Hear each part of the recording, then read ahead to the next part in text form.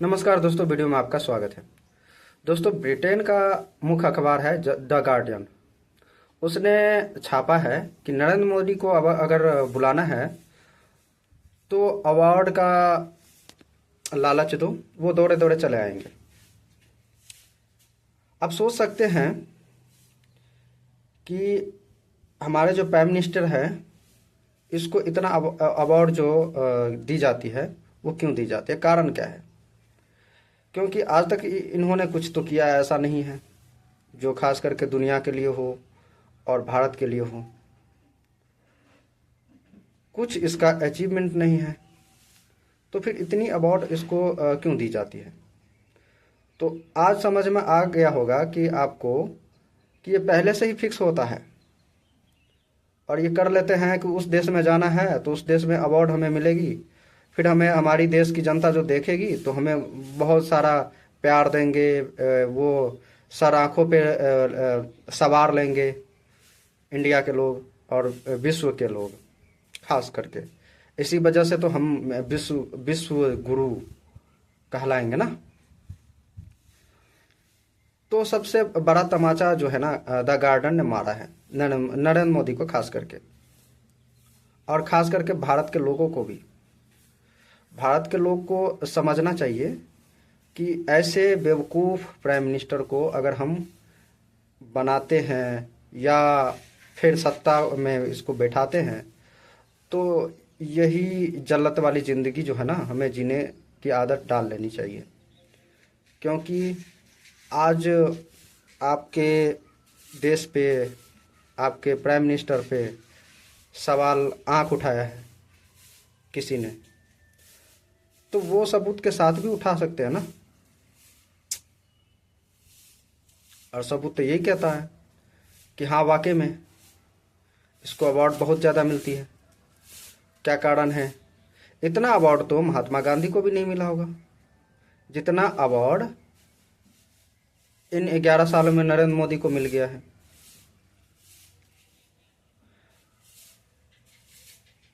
और ये अवार्ड का व्यापार करने लगे हैं। इससे जनता को बहलाने की कोशिश की जा रही है। कल तक तो अमेरिका बोलते थे तो अमेरिका को हम लोग आंख दिखाते थे कि ये तो हमारे देश को नीचा दिखाने की कोशिश कर रहा है, ये तो ये है, तो ये ऐसा है वैसा है। लेकिन आज पूरा ब्रिटेन बोल रहा है और डंके के चोट पे बोल रहा है। द गार्डन आप जानते हैं ना, वो अखबार मुख्य अखबार है जो पूरे वर्ल्ड में वर्ल्ड वाइड देखा जाता है। इसकी क्रेडिबिलिटी बहुत ज़्यादा है। जैसे अल जजीरा का है, वॉशिंगटन टाइम का है, उसी प्रकार से द गार्डियन का है। और उन्होंने हेडिंग लाइन बनाई है कि अगर मोदी को बुलाना है तो अवार्ड का लालच दो, वो दौड़े दौड़े भागे भागे चले आएंगे। तो ये तो एक प्रकार से बेइज्जती है ना भारत के लोगों को। और ये इंसान जब तक रहेंगे ऐसे बेइज्जत जो ना हम लोग को झेलना ही पड़ेगा। क्योंकि अभी जो जंतर मंतर में खास करके भूख हड़ताल पे बैठे हैं स्टूडेंट यूथ, और उसके साथ साथ एक साइंटिस्ट जो सोनम वांगचुक जी है, उस मुद्दे पे इसका कभी जबान से जो ना शब्द नहीं निकला अभी तक प्राइम मिनिस्टर को। क्यों नहीं निकला है? क्योंकि चोर है। राहुल गांधी जी सही बोल रहे थे, चौकीदार नहीं, चौकीदार ये चोर है। और वाकई में ये चोर हैं। एजुकेशन चोरी करते हैं,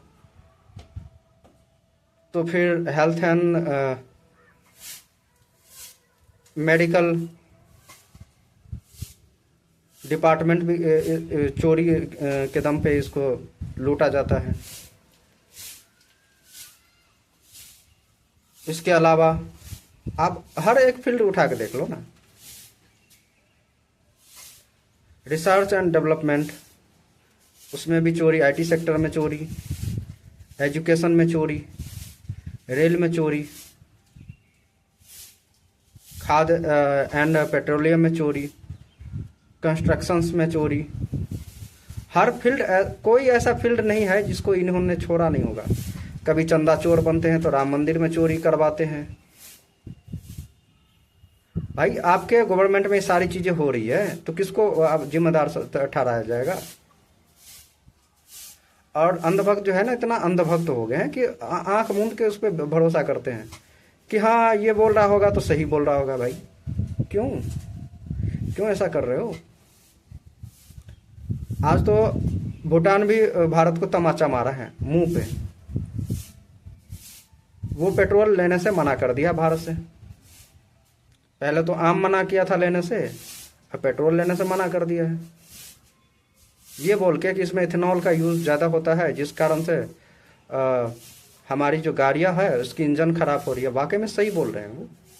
मैं एक केमिस्ट्री का स्टूडेंट हूँ, मुझे पता है इथेनॉल मिलाने से इंजन पे कितना असर पड़ती है, वो इंजन डिस्ट्रॉय हो जाती है। अब मान के चलो ना कि आपने इथेनॉल मिलावट की है, लेकिन उसके लिए आप रेडी हैं? उसके लिए आपने क्या तैयारी किया था? क्या आपने इंजन ऐसा डेवलपमेंट किया था? बिल्कुल नहीं। वही इंजन पे आप इथेनॉल का एक्सपेरिमेंट कर रहे हो। क्यों? क्योंकि आपका बेटा का फैक्ट्री है, नितिन गडकरी का बेटा का फैक्ट्री है इथेनॉल का, और वहाँ पे बनते हैं और फिर वो सप्लाई होते हैं तो उससे पैसा छपा जाता है। तो ये लोग जो है ना, कमाने के हर एक जरिया को खोल लिया है, कभी चंदा चोरी से तो कभी नेपोटिज्म से, हर फील्ड से। अब देखो ना, अमित शाह का बेटा का क्या क्रेडिबिलिटी है? क्या कभी इन्होंने बैट पकड़ा है, बल्ला पकड़ा है? कभी देखे हैं पकड़ते हुए बल्ला?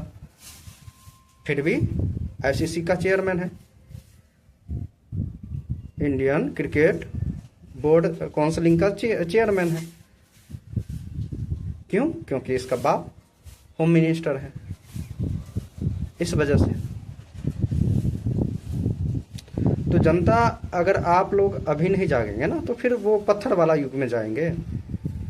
उसके लिए तैयारी कर लो। अगर 10 साल और नरेंद्र मोदी रह गए ना भारत में तो पक्का भारत का विनाश हो जाएगा। आप लोगों को क्या लगता है? कमेंट में जरूर बताना। मुझे तो लगता है कि राहुल गांधी को लाना चाहिए, खास करके। मैं देखिए, राहुल गांधी को जो है ना, मैं उसको सपोर्ट नहीं करता, बट वो एक एजुकेटेड इंसान है, वो एक पढ़ा लिखा इंसान है। वर्ल्ड के टॉप यूनिवर्सिटी में वो पढ़ाई की है, इकोनॉमिक्स से, पॉलिटिकल साइंस से वो ग्रेजुएट हैं, और पीएचडी भी।